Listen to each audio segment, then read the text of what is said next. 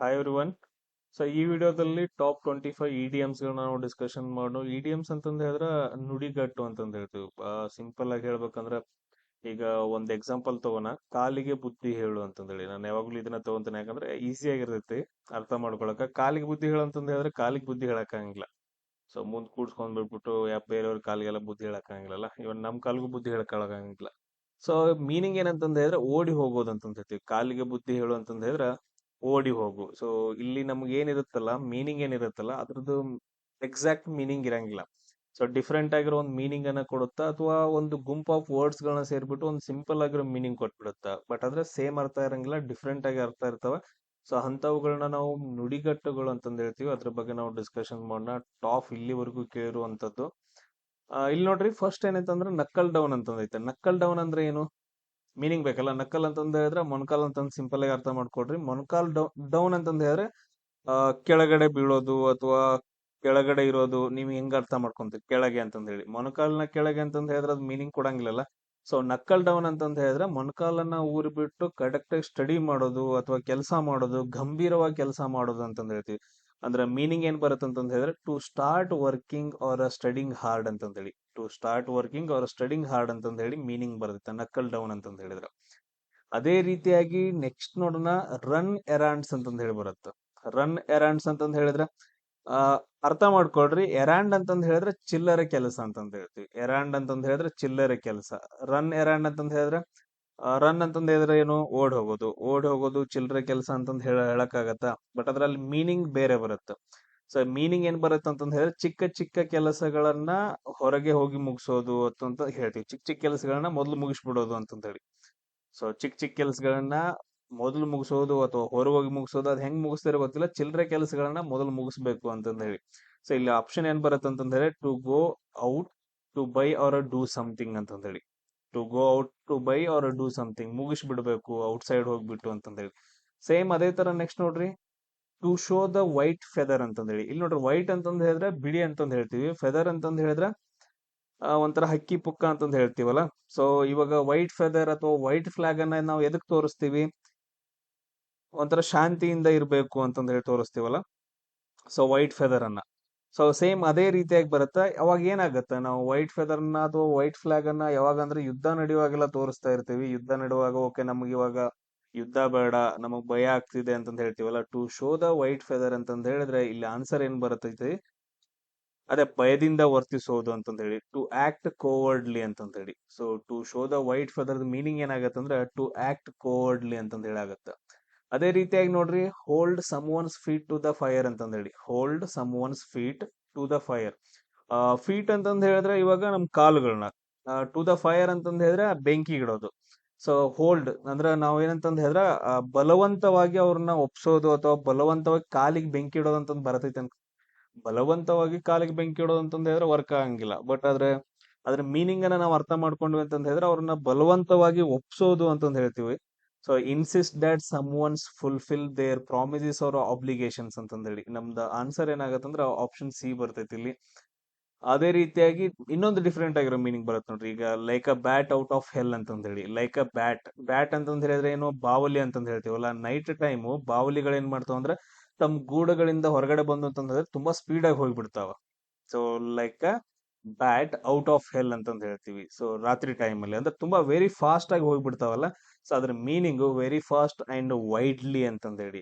ನೀವು ನೋಡಿರ್ಬಹುದು, ಇವಾಗ ಮೂವಿಗಳಲ್ಲೆಲ್ಲ ತೋರಿಸ್ತಾರಲ್ಲ, ಯಾವ್ದಾದ್ರು ಗುಹೆಗಳ ಒಳಗಡೆ ಹೋಯ್ತಂತಂದ್ ಹೇಳಿದ್ರೆ ಒಂದ್ ಸ್ವಲ್ಪ ಸೌಂಡ್ ಬಂತಂತ ಹೇಳಿದ್ರೆ ಎಲ್ಲಾ ಬಾವುಲಿಗಳು ಸ್ಪೀಡ್ ಆಗಿ ಅದಾದ ನಂತರ ತುಂಬಾ ಭಯಾನಕವಾಗಿ ಬಂದ್ಬಿಡ್ತಾವ. ಸೊ ಅದು ಮೀನಿಂಗ್ ಅಲ್ಲಿ. Like a bat out of hell meaning very fast and wildly ಅಂತಂದ್ ಹೇಳ್ತೀವಿ. ಅದೇ ತರ ನೆಕ್ಸ್ಟ್ ನೋಡ್ರಿ, ಔಟ್ ಆಫ್ ಸ್ಪಿರಿಟ್ಸ್ ಅಂತಂದ್ ಹೇಳಿ ಬರುತ್ತೆ. ನೆಕ್ಸ್ಟ್ ಏನಂತಂದ್ ಹೇಳಿದ್ರೆ out of spirits. Out of spirits ಅಂತಂದ್ ಹೇಳಿದ್ರೆ ಸ್ಪಿರಿಟ್ಸ್ ಅಂದ್ರೆ ಏನು? ಸ್ಪಿರಿಟ್ಸ್ ಅಂತಂದ್ ಹೇಳಿದ್ರೆ ಉತ್ಸಾಹ ಅಂತಂದ್ ಹೇಳ್ತೀವಿ. ಉತ್ಸಾಹ. ಔಟ್ ಆಫ್ ಸ್ಪಿರಿಟ್ಸ್ ಅಂತಂದ್ ಹೇಳಿದ್ರೆ ಅಲ್ಲಿ ಔಟ್ ಅಂತಂದ್ ಹೇಳಿದ್ರೆ ಖಾಲಿ. ಔಟ್ ಅಂತಂದ್ ಹೇಳಿದ್ರೆ ಮೀನಿಂಗ್ ಏನ್ ಕೊಡ್ತೀರಿ? ಸೊ ಔಟ್ ಅಂತಂದ್ ಹೇಳಿದ್ರೆ ಔಟೇ. ಔಟ್ ಅಂತಂದ್ ಹೇಳಿದ್ರೆ ಉತ್ಸಾಹವಿಲ್ಲ, ಇಲ್ಲ ಅಂತಂದ್ ಹೇಳಿ ಒಂದು ವರ್ಡ್ ಬರುತ್ತೆ. ಸ್ಪಿರಿಟ್ ಅಂತಂದ್ ಹೇಳಿದ್ರೆ ಉತ್ಸಾಹ. ಇವಾಗ ಉತ್ಸಾಹ ಇಲ್ಲದ ಅಂತಂದ್ ಹೇಳ್ಬೇಕಾಗತ್ತ. ಸೊ ಅದಕ್ಕ ನಾವು ಗ್ಲೂಮಿ ಅಂತಂದ್ ಹೇಳ್ತೀವಿ. So out of spirits meaning ನುಡಿಗಟ್ಟು ಏನ್ ಬರುತ್ತೆ ಅಂತಂದ್ ಹೇಳಿದ್ರೆ ಗ್ಲೂಮಿ ಅನ್ನೋ ಒಂದು ವರ್ಡ್ ಬರ್ತೈತೆ. ಅದೇ ರೀತಿಯಾಗಿ ನೆಕ್ಸ್ಟ್ ನೋಡ್ರಿ, ಇಲ್ಲೊಂದು ವರ್ಡ್ಸ್ ಗಳನ್ನ ಕೊಡ್ತಾರ, ಒಂದು ಸೆಂಟೆನ್ಸ್ ಅನ್ನ ಕೊಡ್ತಾರ, ಆ ಸೆಂಟೆನ್ಸ್ ಒಳಗಡೆ ಒಂದು ಮೀನಿಂಗ್ ಅನ್ನ ಕೊಡ್ತಾರ. ಆ ಮೀನಿಂಗ್ ನಾವೇನಂತಂದ ಹೇಳಿದ್ರೆ ಕಂಡುಹಿಡಿಬೇಕಾಗತ್ತೆ. ಈಗ for example, Mary appeared for the test, she was waiting anxiously for the test result ಅಂತಂದ ಹೇಳಿ. ಇವಾಗ ಮೇರಿ ಏನ್ ಮಾಡ್ತಾಳ ಅಂತಂದ ಹೇಳಿದ್ರೆ ಒಂದು ಟೆಸ್ಟ್ ಅನ್ನ ಬರೀತಾಳ. She was waiting anxiously for the test result. ನಾವು ಹಂಗ ಮಾಡ್ತೀವಲ್ಲ, ಈಗ ನಾವು ಒಂದು ಟೆಸ್ಟ್ ಬರಿತೀವಿ ಅಥವಾ ಎಕ್ಸಾಮ್ ಬರಿತೀವಿ, ಆ ಎಕ್ಸಾಮ್ ರಿಸಲ್ಟ್ಗೋಸ್ಕರ ನಾವು ವೇಟ್ ಮಾಡ್ತೀವಲ್ಲ. ಹೆಂಗ್ ವೇಟ್ ಮಾಡ್ತೀವಿ? ವೇಟಿಂಗ್ ಆಂಕ್ಸಿಯಸ್ಲಿ ಅಂತಂತ ಹೇಳಿದ್ರೆ ಹೆಂಗ್ ವೇಟ್ ಮಾಡ್ತಿರ್ತೇವೆ ನಾವು? ಬುಡಕ್ಕೆಲ್ಲ ಬೆಂಕಿ ಹತ್ತಿರ್ತೈತಿ ಅಂತಂದ ಹೇಳ್ತೀವಲ್ಲ ರಿಸಲ್ಟ್ ಬರುವಾಗ, ಸೇಮ್ ಹಂಗೆ ಇಲ್ಲಿ ಕೂಡ ಏನಂದ್ರೆ ಮೀನಿಂಗ್ ಬರಬೇಕು. ವೇಟಿಂಗ್ ಆಫ್ ಆಂಕ್ಸಿಯಸ್ಲಿ ಅಂತಂದ ಹೇಳಿದ್ರೆ ಆನ್ ಫಿನ್ಸ್ ಅಂಡ್ ನೀಡಲ್ಸ್ ಅಂತಂದ ಹೇಳಿ, ಒಂಥರ ಮೊಳೆ ಮೇಲೆ ಕೂತ್ಕೊಂಡಂಗೆ ಅಥವಾ ಸೂಜಿ ಮೇಲೆ ಕೂತ್ಕೊಂಡಂಗೆ ವೇಟ್ ಮಾಡ್ತಿರ್ತಾಳ ಅಂತಂದ ಹೇಳಿ, ಆನ್ ಪಿನ್ಸ್ ಅಂಡ್ ನೀಡಲ್ಸ್ ಅಂತಂದ ಹೇಳ್ತೀವಿ. ಕ್ಲಿಯರ್ ಎಲ್ರಿಗೂ? ಸೊ ಈ ರೀತಿಯಾಗಿ ನಮ್ಗ ಹಲವಾರು ಕ್ವಶನ್ಸ್ ಗಳನ್ನ ಕೇಳ್ತಾರ. ಇನ್ನು ಡಿಸ್ಕಷನ್ ಮಾಡ್ಕೊಂತ ಹೋಗೋಣ. ಎಲ್ರು ಸಬ್ಸ್ಕ್ರೈಬ್ ಆಗ್ರಿ. ಅದ್ರ ಜೊತೆಗೆ ನೋಡ್ರಿ, ಪೇ ಆಫ್ ಓಲ್ಡ್ ಸ್ಕೋರ್ಸ್ ಅಂತಂದ್ ಹೇಳ್ಬಿಟ್ಟು, ಓಲ್ಡ್ ಸ್ಕೋರ್ಸ್ ಅಂತಂದ್ ಹೇಳಿದ್ರೆ ಹಳೇದು. ಸೊ ಹಳೇದು. ಪೇ ಆಫ್ ಅಂತಂದ್ ಹೇಳಿದ್ರೆ ಪೇ ಮಾಡೋದು ಅಂತಂದ್ ಹೇಳಿ, ಪೇ ಆಫ್ ಓಲ್ಡ್ ಸ್ಕೋರ್ಸ್ ಅಂತಂದ್ ಹೇಳಿದ್ರೆ ಇಲ್ಲಿ ಮೀನಿಂಗ್ ಏನ್ ಬರುತ್ತೆ ನೋಡ್ರಿ. ಈಗ ನಾವು ಹೇಳ್ತೀವಲ್ಲ, ಹಳೆ ರಿವೆಂಜ್ ಗಳನ್ನ, ರಿವೆಂಜ್ ತಗೊಳ್ಳೋದು, ಹಳೆ ಏನೋ ಒಂದು ಕೆಟ್ಟದಾಗಿರೋ ಮೂಮೆಂಟ್ ಆಗಿರುತ್ತೆ, ಅದಕ್ಕೆ ರಿವೆಂಜ್ ತಗೊಳ್ಳೋದು ಅಂತಂದ್ ಹೇಳ್ತೀವಲ್ಲ. ಪೇ ಓಲ್ಡ್ ಸ್ಕೋರ್ಸ್ ಅಂತಂದ್ ಹೇಳಿ, ಪೇ ಆಫ್ ಓಲ್ಡ್ ಸ್ಕೋರ್ಸ್, ಹಳೇದನ್ನ ಮುಗಿಸ್ಬಿಡ್ಬೇಕು ಅಂತಂದ್ ಹೇಳಿ. To have a one's revenge ಅಂತಂದ್ ಹೇಳಿ, to have a one's revenge ಅನ್ನೋದೇನಂತಂದ್ ಹೇಳಿದ್ರೆ ಇಲ್ಲಿ ಮೀನಿಂಗ್ ಬರ್ತೈತೆ. ಅದೇ ರೀತಿಯಾಗಿ ನೋಡ್ರಿ, ನೆಕ್ಸ್ಟ್ ಏನಂತಂದ್ ಹೇಳಿದ್ರೆ, the sales man inform the customers that if they had any questions. So sales man ಇದ್ದ ಏನ್ ಮಾಡ್ತಾ ಅಂತಂದ್ ಹೇಳಿದ್ರೆ ಕಸ್ಟಮರ್ಗೆ ಇನ್ಫಾರ್ಮ್ ಮಾಡ್ತಾರ, ಇಫ್ ಹ್ಯಾಡ್ ಎನಿ ಕ್ವಶನ್ಸ್ ಅಂತಂದ್ರೆ ಏನಾದ್ರು ಕ್ವಶನ್ಸ್ ಇದ್ರೆ they could drop a line ಅಂತಂದ್ ಹೇಳ್ಬಿಟ್ಟು, they could drop a line ಅಂತ, ಡ್ರಾಪ್ ಅ ಲೈನ್ ಅಂತಂದ್ ಹೇಳಿ ಬರುತ್ತೆ word, drop a line. Drop a line ಅಂತಂದ್ ಹೇಳಿದ್ರೆ, ನಾವು ಡ್ರಾಪ್ ಅಂತಂದ್ ಹೇಳಿದ್ರೆ ಕೆಳಗ್ ಬಿಸಾಕೋದು, ಲೈನ್ ಅಂತಂದ್ ಹೇಳಿದ್ರೆ ಒಂದು ಸಾಲ್ ಅಂತಂದ್ ಹೇಳ್ತೀವಿ. ಒಂದ್ ಸಾಲ್ನ ಕೆಳಗ್ ಬಿಸಾಕಾಗತ್ತಾ? ಇಲ್ಲಲ್ಲ, ಅದ್ರ ಮೀನಿಂಗ್ ಆ ತರ ಬರಂಗಿಲ್ಲ, ಏನೋ ಡಿಫ್ರೆಂಟ್ ಆಗಿರೋ ಮೀನಿಂಗ್ ಬರುತ್ತೆ. ಡ್ರಾಪ್ ಅ ಲೈನ್ ಅಂತಂದ್ ಹೇಳಿದ್ರೆ ಸೆಂಡ್ ಅ ಲೆಟರ್ ಅಥವಾ ಸೆಂಡ್ ಅ ಬ್ರೀಫ್ ಲೆಟರ್ ಅಂತಂದ್ ಹೇಳ್ತೀವಿ. ತುಂಬಾ ಬ್ರೀಫ್ ಆಗಿ ಒಂದ್ ಲೆಟರ್ ನ ಸೆಂಡ್ ಮಾಡ್ಬೇಕು ಆ ಕ್ವಶನ್ ಬಗ್ಗೆ. ಸೊ ಡ್ರಾಪ್ ಅ ಲೈನ್ ಅಂತಂದ್ ಹೇಳ್ತೀವಿ. ಅದೇ ರೀತಿಯಾಗಿ ನೆಕ್ಸ್ಟ್ ಕ್ವಶನ್ ನೋಡ್ರಿ, ಏನೈತಂತಂದ್ ಹೇಳಿದ್ರೆ, at a top of your lungs ಅಂತಂದೈತೆ. At a top of your lungs ಅಂತಂದ್ ಹೇಳಿದ್ರೆ ಮೀನಿಂಗ್ ಏನ್ ಬರುತ್ತೆ? ಟಾಪ್ ಆಫ್ ಯುವರ್ ಲಂಗ್ಸ್ ಅಂತ, ಟಾಪ್ ಅಂತಂದ್ ಹೇಳಿದ್ರೆ ಮೇಲ್ಗಡೆ, ಲಂಗ್ಸ್ ಅಂತಂದ್ ಹೇಳಿದ್ರೆ ನಮ್ದು ಶ್ವಾಸಕೋಶಗಳು, ಶ್ವಾಸಕೋಶಗಳ ಮೇಲೆ ಅಂತಂದ್ ಹೇಳಕ್ಕಾಗತ್ತಾ? ಇಲ್ಲ ಅಲ್ಲ. ಅಂದ್ರೆ ಎಲ್ಲಾನು ಹೆಂಗ್ ಹೇಳ್ತೀವಿ ಅಂತಂದ್ ಹೇಳಿದ್ರೆ, at a top of your lungs ಅಂತಂದ್ ಹೇಳಿದ್ರೆ ಶ್ವಾಸಕೋಶದ ಮೇಲೆ, ಅಥವಾ ಹರ್ಕೊಂಡ್ ಕೂಗ್ರಿ ಅಂತಂದ್ ಹೇಳ್ತೀವಲ್ಲ, ಜೋರಾಗಿ ಕೂಗ್ರಿ, ಜೋರಾಗಿ ಸೌಂಡ್ ಮಾಡ್ರಿ ಅಂತಂದ್ ಹೇಳ್ತೀವಲ್ಲ, ಆ ತರ. ಸೊ ಆ ತರ ಒಂದು ವರ್ಡ್ ಯಾವ್ದೈತಿ ಇಲ್ಲಿ? ಎಕ್ಸ್ಟ್ರೀಮ್ಲಿ ಲೌಡ್ಲಿ ಅಂತಂದ್ ಹೇಳ್ತೀವಿ. ಎಕ್ಸ್ಟ್ರೀಮ್ಲಿ ಲೌಡ್ಲಿ, ತುಂಬಾ ಜೋರಾಗಿ, ಎದಿ ಎಲ್ಲ ಕಿತ್ತು ಬರ್ಬೇಕಂತಂದ್ ಹೇಳ್ತೀವಲ್ಲ. ಸೊ ಆ ರೀತಿ ಏನಂತಂದ್ರೆ ತುಂಬಾ ಜೋರಾಗಿ ಕಿರ್ಸ್ಕೊಳ್ಳೋದು ಅಂತಂದ್ ಹೇಳಿ, at a top of your lungs ಅಂತಂದ್ ಹೇಳಿದ್ರ. ಅದೇ ರೀತಿಯಾಗಿ ನೋಡ್ರಿ, ಹ್ಯಾಂಗಿಂಗ್ ಬೈ ಅ ಥ್ರೆಡ್ ಅಂತಂದ್ ಹೇಳಿ, hanging by a thread. So what is the meaning of hanging by a thread? Hanging ಅಂತಂದ್ ಹೇಳಿದ್ರೆ ಜೋತಾಡೋದು, ಕರೆಕ್ಟ್ ಅಲ್ಲ? ಹ್ಯಾಂಗಿಂಗ್ ಅಂತಂದ್ ಹೇಳಿದ್ರೆ ಜೋತಾಡೋದು. ಅದಾದ ನಂತರ ಥ್ರೆಡ್ ಅಂತಂದ್ ಹೇಳಿದ್ರೆ ಸಣ್ಣ ಹಗ್ಗ ಅಂತಂದ್ ಹೇಳ್ತೀವಿ.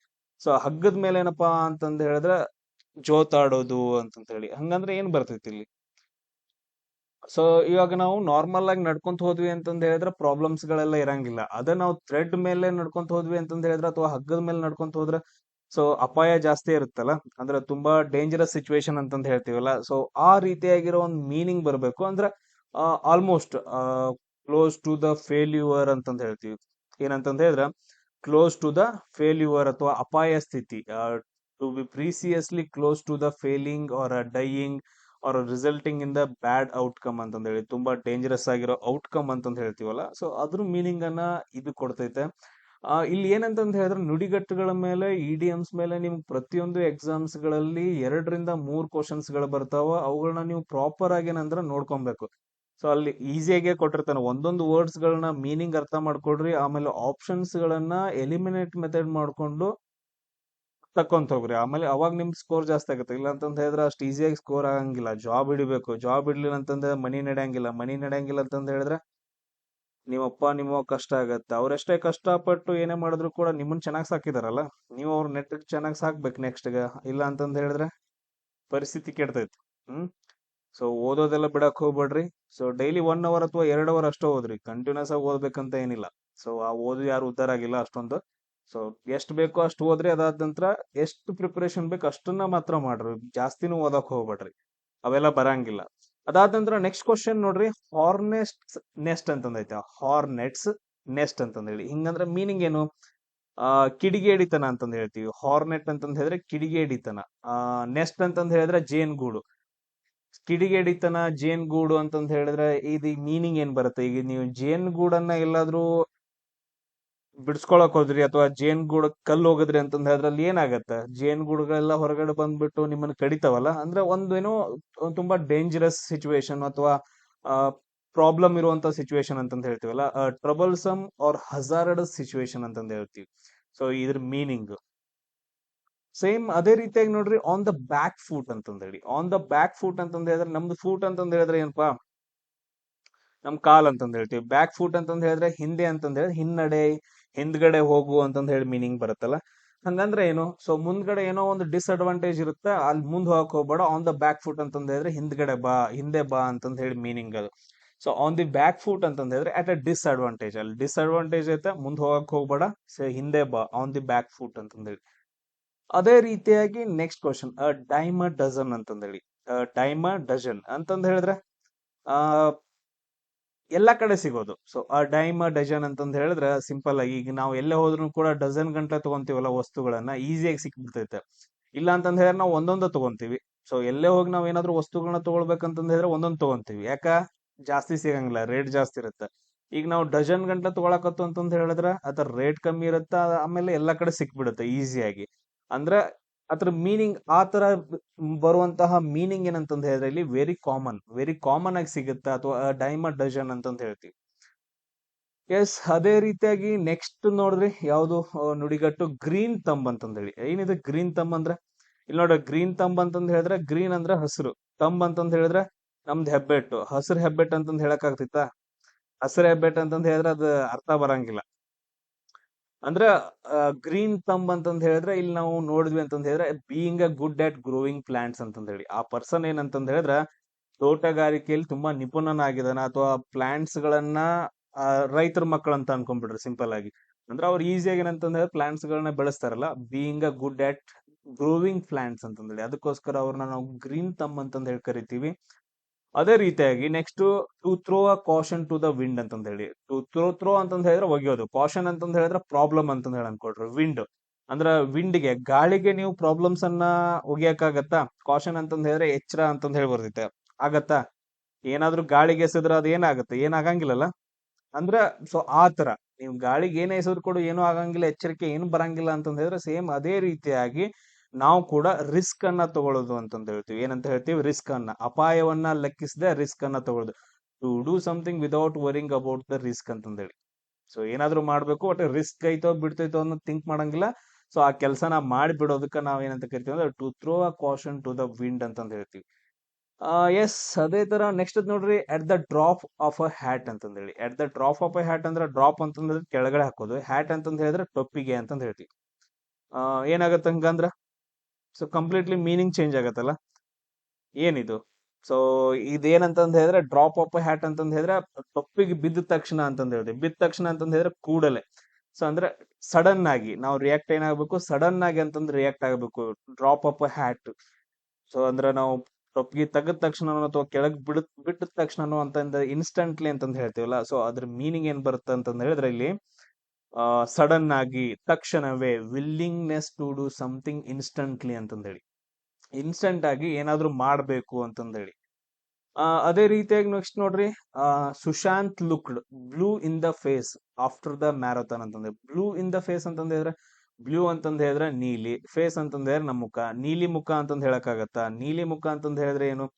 ತುಂಬಾ ವರಿ ಆಗಿರೋದು, ಅಂದ್ರೆ ಆ, ಶಕ್ತಿ ಇಲ್ದೇ ಇರೋ ತರ ಇರೋದು, ಇಂಟ್ರೆಸ್ಟ್ ಇಲ್ದೇ ಇರೋ ತರ ಇರೋದು. ಸೊ ಆ ತರ ಮೀನಿಂಗ್ ಕೊಡ್ಬೇಕು ಬ್ಲೂ ಫೇಸ್ ಅಂತಂದ್ ಹೇಳಿದ್ರೆ. ಅಂದ್ರೆ ಎಕ್ಸಾಸ್ಟೆಡ್ ಅಂತಂದ್ ಹೇಳ್ತೀವಿ, ಅವ್ನ್ ತುಂಬಾ ಎಕ್ಸಾಸ್ಟ್ ಆಗೈತ್ ಬಿಡ, ಅವ್ನ್ ಏನು ಮಾಡಕ್ ಆಗಿಲ್ಲ, ಇನ್ನ ಶಕ್ತಿನ ಇಲ್ಲ ಅವನ ಹತ್ರ ಅಂತಂದ್ ಹೇಳಿ ಎಕ್ಸಾಸ್ಟೆಡ್ ಅಂತಂದ್ ಹೇಳ್ತೀವಿ. ನೆಕ್ಸ್ಟ್ ನೋಡ್ರಿ, ಕ್ಲಿಯರ್ ಆಸ್ ಅ ಮಡ್ ಅಂತಂದೈತೆ. Clear as a mud, mud ಅಂತಂದ್ ಹೇಳಿದ್ರೆ ಏನು? ಮೊದ್ಲು ಮಡ್ ಅಂತಂದ್ ಹೇಳಿದ್ರ ಒಂಥರ ಆ ರಾಡಿ ಅಂತಂದ್ ಹೇಳ್ತೀವಲ್ಲ. ಸೊ ಈ ಕಡೆಯವ್ರಿಗೆ ಅರ್ಥ ಆಗಂಗಿಲ್ಲ. ಅಂದ್ರೆ ಇವಾಗ ಮಣ್ಣಿರತ್ತ, ಮಣ್ಣಲ್ಲಿ ನೀರ್ ಇರತ್ತ, ಕೆಸರು ಅಂತಂದ್ ಹೇಳ್ತೀವಿ. ಮಡ್ ಅಂದ್ರೆ ಬೆಸ್ಟ್ ಕೆಸರು. ಕ್ಲಿಯರ್ ಆಸ್ ಅ ಮಡ್ ಅಂತಂದ್ರೆ, ಕ್ಲಿಯರ್ ಅಂತಂದ್ ಹೇಳಿದ್ರೆ ಅಂದ್ರೆ ಏನು? ತುಂಬಾ ಕ್ಲಿಯರ್ ಆಗಿರೋದು, ತುಂಬಾ ಏನಂತಂದ್ ಹೇಳಿದ್ರೆ ಸ್ಪಷ್ಟವಾಗಿರೋದು ಅಂತಂದ್ ಹೇಳಿ. ಕ್ಲಿಯರ್ ಆಸ್ ಅ ಮಡ್ ಅಂತಂದ್ ಹೇಳಿದ್ರೆ ಆಲ್ರೆಡಿ ಕೆಸರ ಏನಂತಂದ್ ಹೇಳಿದ್ರೆ ಹೊಲ್ಸಾಗಿರ್ತೈತೆ.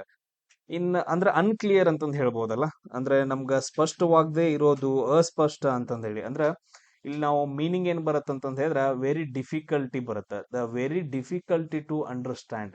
ಈಗ ನೋಡ್ರಿ, ಕ್ಲೀನ್ ಆಸ್ ಅ ವಾಟರ್ ಅಂತಂದ್ ಹೇಳಿದ್ರೆ, ಕ್ಲೀನ್ ಆಸ್ ಅ ವಾಟರ್ ಅಂತಂದ್ ಹೇಳಿದ್ರೆ ವಾಟರ್ ಆಲ್ರೆಡಿ ತುಂಬಾ ಕ್ಲೀನ್ ಆಗೈತೆ ಅಂದ್ರೆ ಈಸಿಯಾಗಿ ಅರ್ಥ ಮಾಡ್ಕೋಬಹುದು ಅಂತಂದ್ ಹೇಳಿ. ಅದೇ ಕ್ಲೀನ್ ಆಸ್ ಅ ಮಡ್ ಅಥವಾ ಕ್ಲಿಯರ್ ಆಸ್ ಅ ಮಡ್ ಅಂತಂದ್ ಹೇಳಿದ್ರ, ಆಲ್ರೆಡಿ ಮಡ್ ಏನಂತಂದ್ರೆ ತುಂಬಾ ಕೆಸರಾಗಿರ್ತೈತೆ, ಅದ್ರಲ್ಲಿ ತುಂಬಾ ಹೊಲಸಿರ್ತೈತೆ, ಡಿಫಿಕಲ್ಟೀಸ್ ಇರ್ತಾವ. ಅದನ್ನ ಅದು ಎದ್ರಿಂದ ಮಾಡಲ್ಪಟ್ಟೈತಿ, ಅದ್ ಕೆಸರು ಹೆಂಗಾಗೈತಿ ಅಂತಂದ್ ಹೇಳಿ ಅಂಡರ್ಸ್ಟ್ಯಾಂಡ್ ಮಾಡ್ಕೊಳಕ್ ಆಗಂಗಿಲ್ಲಲ್ಲ. ಸೇಮ್ ಅದೇ ತರ ವೆರಿ ಡಿಫಿಕಲ್ಟ್ ಟು ಅಂಡರ್ಸ್ಟ್ಯಾಂಡ್ ಅಂತಂದ್ ಹೇಳ್ತೀವಿ. ಎಸ್, ಲಾಸ್ಟ್ ನೋಡ್ರಿ, ಬ್ರಾಟ್ ಟು ಲೈಟ್ ಅಂತಂದ್ ಹೇಳ್ತೀವಿ. ಏನಂತ ಹೇಳ್ತೀವಿ? ಬ್ರಾಟ್ ಟು ಲೈಟ್ ಅಂತಂದ್ ಹೇಳಿ. ಇದ್ರ ಮೀನಿಂಗ್ ಏನಾಗತ್ತ?